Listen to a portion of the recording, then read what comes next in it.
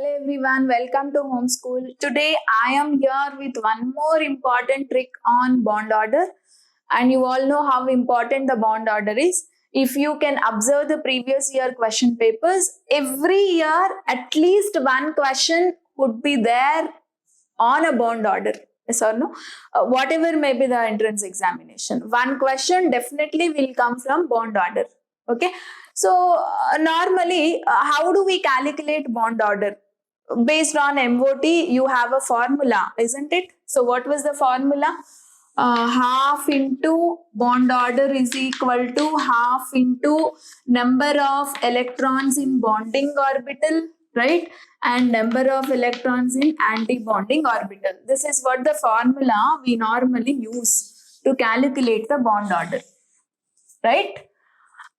So number of electrons in bonding orbitals, say I have given you two sequences here, and this is the electronic configuration for a molecule. If you want to write electronic configuration for a molecule, you have to follow the sequence, any one of the sequence. If the total electrons in a molecule is more than 14, then this is the sequence you will follow. If the total electrons in a molecule is less than 14 or equal to 14, this is what the sequence you will follow, isn't it? So using these sequences, we can fill the electrons. So that you will come to know how many electrons are there in bonding orbital as well as anti-bonding orbital, right? And the orbitals, wherever I have put a star, we will call it as anti-bonding.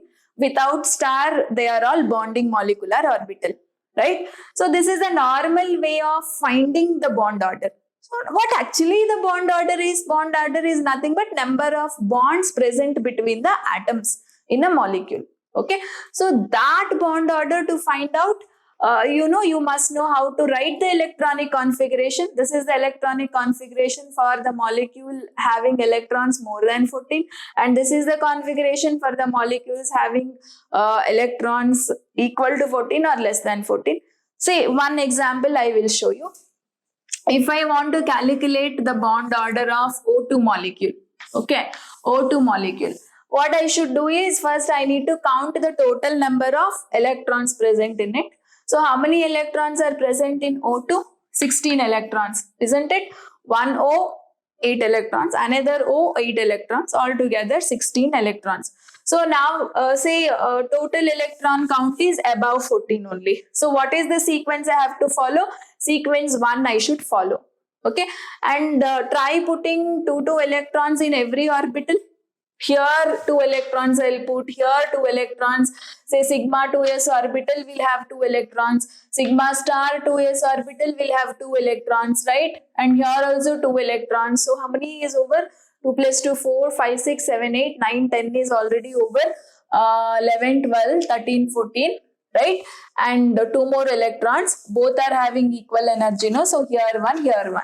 Once it is half filled, then fulfilling takes place. Okay, fine. This is the electronic configuration for O2 molecule. Okay, so first you have to write this electronic configuration for O2 molecule, then apply the formula.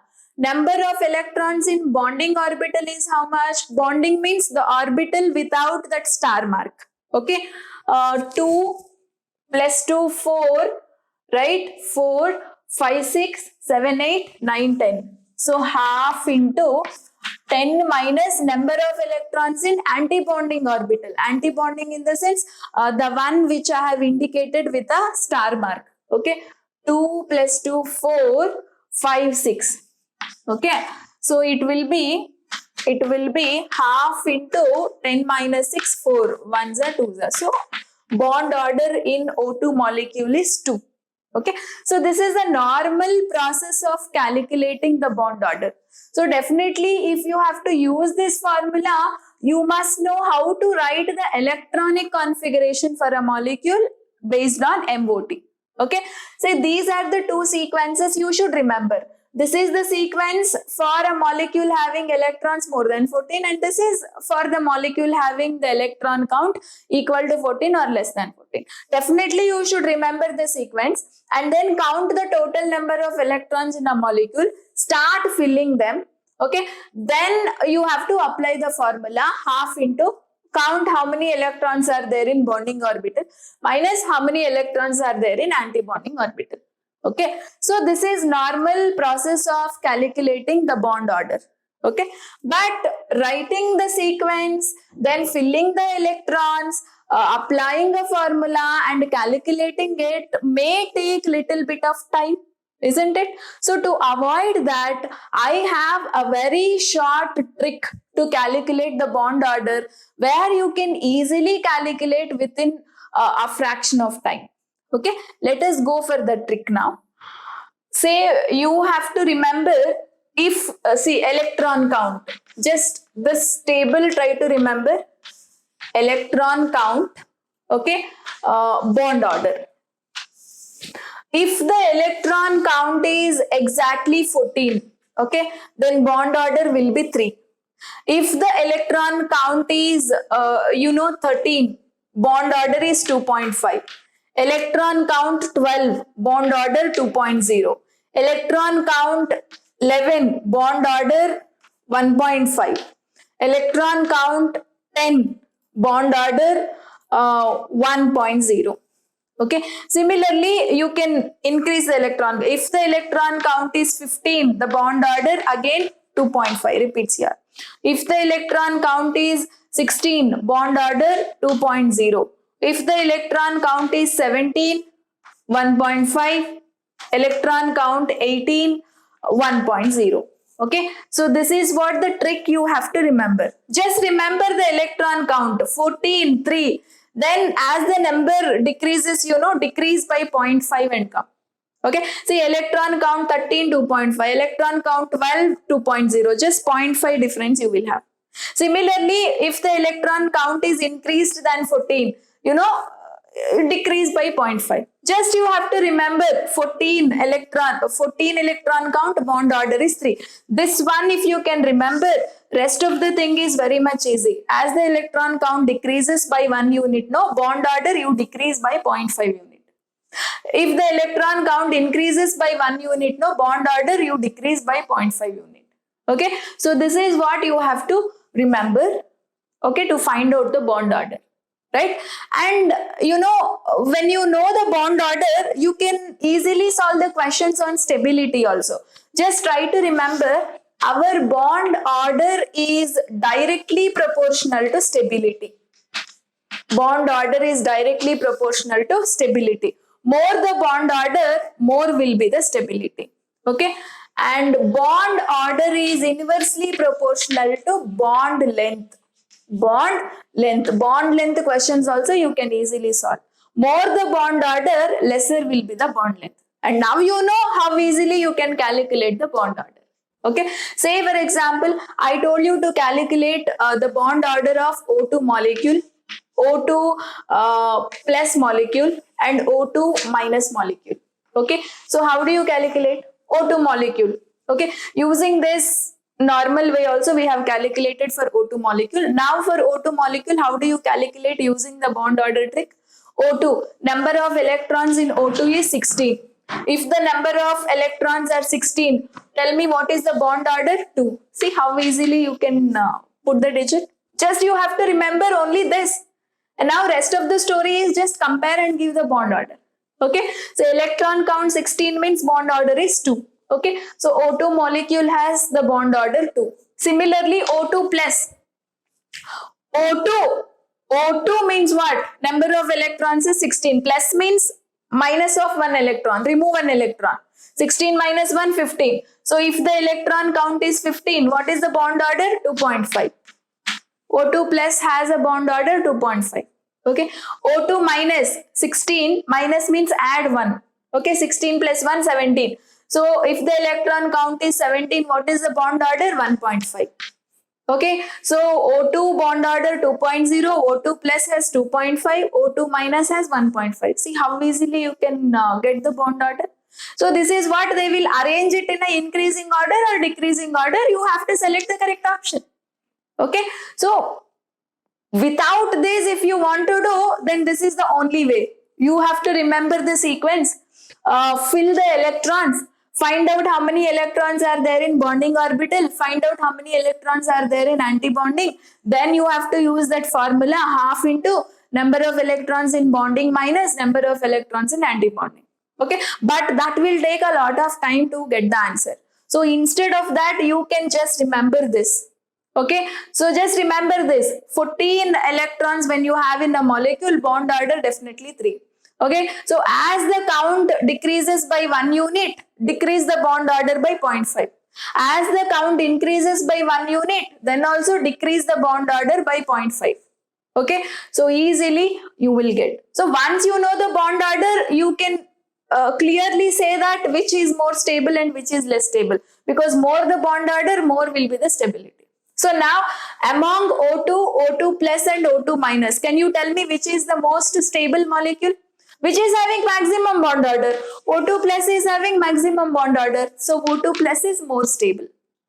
Can you tell me which one has less bond length? Bond order is inversely proportional to bond length, isn't it? So more the bond order, lesser will be the bond length. So more bond order is for O2 plus, so lesser bond length you will observe here. More stable also this only. Lesser stable, lesser the bond order, lesser will be the stability. So less bond order, where do you observe? O2 minus. So O2 minus is less stable. So sometimes in a question, stability orders also they will give you. So when the order, stability orders they are asking, first you work out with bond order, try finding the bond order. We know the concept, bond order is directly proportional to stability, work based on this.